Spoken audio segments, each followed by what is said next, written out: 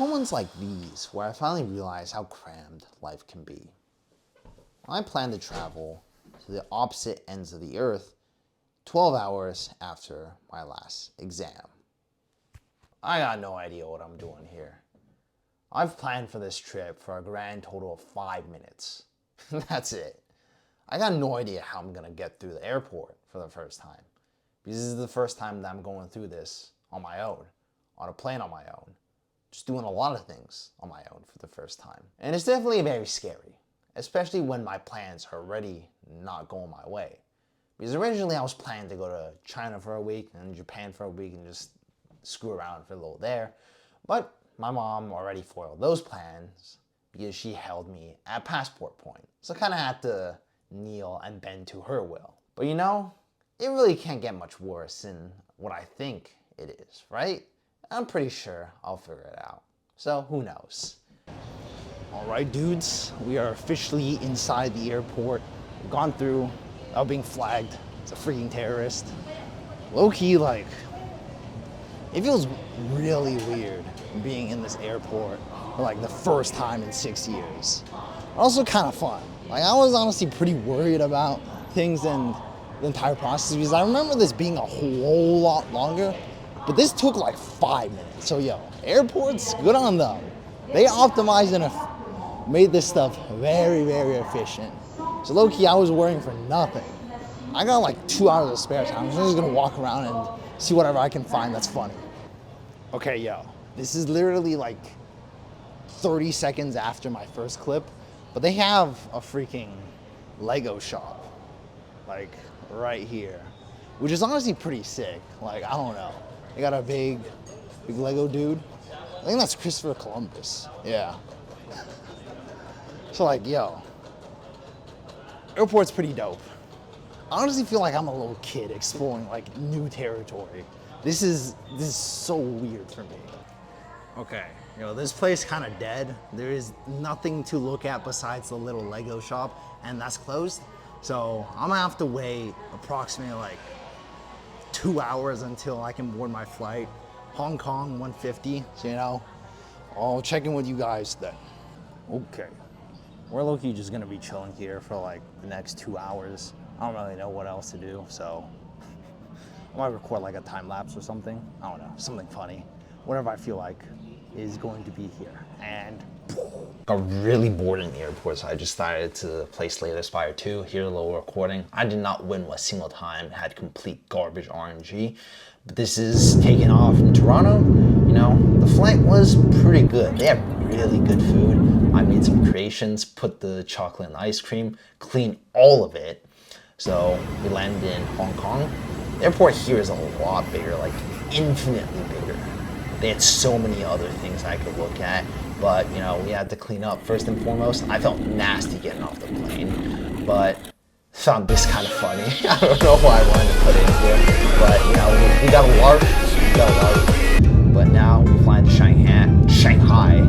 I chilled here for my dad for most of the time. Went to a couple places, he just showed me around. Good food all in all. They had this really cool thing in a museum of like this 3D dome theater where they just played like a movie about science and whatnot. I think this is just like really cool for me to see. Now we're going back to Hometown Foods Home. Now this is the area around my old home when I stayed when I was little. The dog. This was me when I was little. I was so chopped. That haircut is atrocious, dude. I was such a fat baby. Playground I used to bully kids in.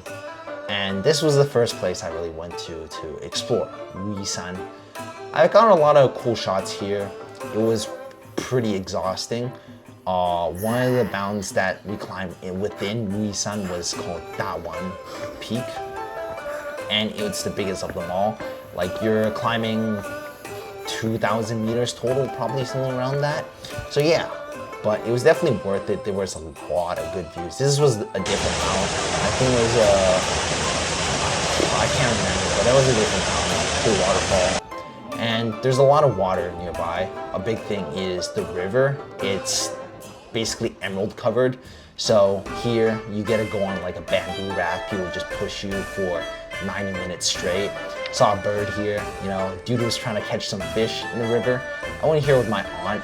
I don't know if you can catch a glimpse, but that, I think that's her speaking. And there was a pretty cool performance because there's a lot of wood here, but a big thing of this place is tea. Tea is a big thing. So this whole performance was about how tea is really good for you and you can just rely on it whenever you need to. Next location was Pingtan. This was by the seaside.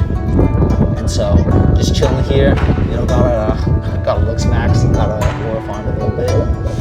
But the views here were just super nice. Nature was so beautiful and the air was really beautiful.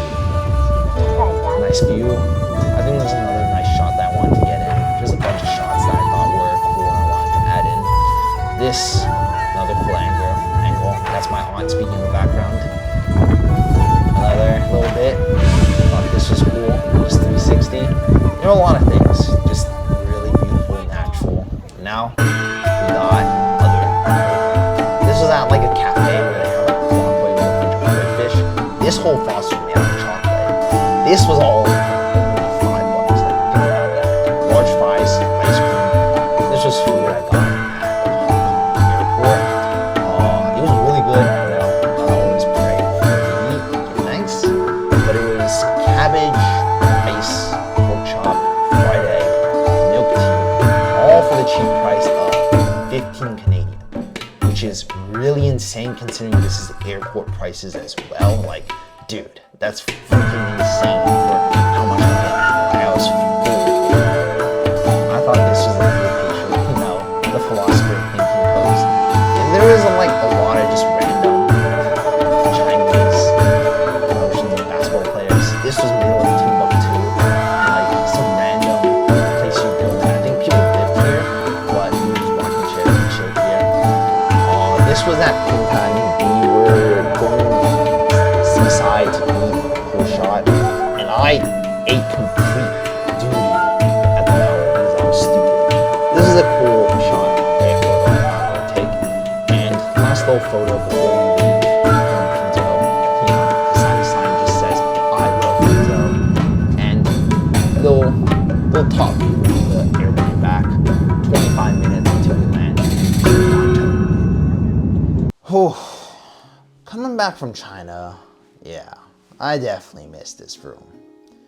There's a lot of things that I'm glad I went to China for. There's also a couple of things that I still wish I did a little more of, that I still have some regrets of, that I didn't do. And this mostly has to do with family, specifically my aunt.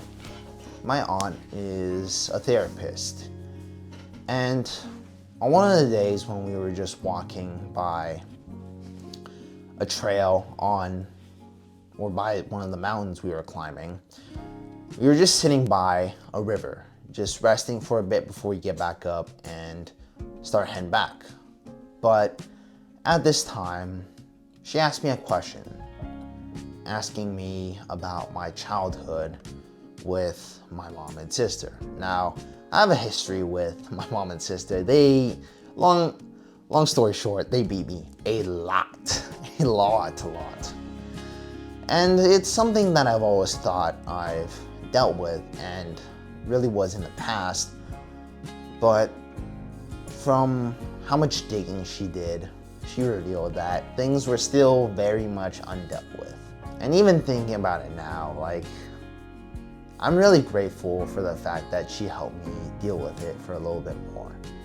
And she's just this person that I genuinely know I could go to for any issue and anything that ever comes up in my life. And I'm feeling it a little bit right here just thinking about that kind of stuff. But ultimately, like, this trip in China, I have so much to be glad for. Going back to see family for the first time in 7 years is really nice. But also getting to see China for the first time in 7 years was really ginormous. Like, the change in China is insane. The type of development and improvements that they had in everything is crazy. The level of security that they have really makes me feel like China is a very, very safe country. Although like they do sacrifice a lot of privacy because they get your all your biometrics and they can determine you from like a mile away. If you do something bad, they can probably catch you if there's a camera and genuinely hunt you down. But it makes society a lot more safer, and the kind of developments that they have is just insane. You wouldn't see that kind of development in countries like Canada in even a century. And I'm not even overstating that. Like, that's genuinely what I think. But the big thing that I took away from this trip was to not underestimate myself. Going into this trip, I had no clue. First day, I didn't know what to do. Couldn't read a single word there. I can't read Chinese for my life. But maybe it's because I already knew a bit of Chinese, but I figured things out pretty quickly. And I like to think that it was because of my background, but I think it was mostly because I just didn't doubt myself. I didn't underestimate my own abilities and how much I could adapt to my situation. Because that's the thing with a lot of new situations. You underestimate yourself and you think of all the bad things. I'm not saying you should take extreme pride in your own abilities, no. That's a lesson I've learned a long time ago. But this is also a lesson I've learned a long time ago. To not underestimate yourself and basically cripple your self-esteem. Have some confidence in yourself. You might not be LeBron James, but you definitely aren't disabled. You have a lot of possibilities, even if you are disabled. The human is capable of so much more than any person could ever realize and think of in the current moment. It's only when you actually pursue it and realize that potential is when you truly realize how much the human is capable of. So don't doubt yourself. Don't think that you can't do this, but think that you can. Don't think that it's just because of your own abilities, but think of all that has given you these things. For me, it's definitely God. For me, it's definitely family. For me, it's all the things that's happened in my life. And I'm grateful for all those things that have built me to be the person that I am and as capable as I am. And this doesn't come out of a place of cockiness or pride, because pride is only when you think you're better than others. Reality is knowing your abilities and grounding yourself in them. So don't underestimate yourself. If there's anything that you doubt, don't worry. Just figure it out.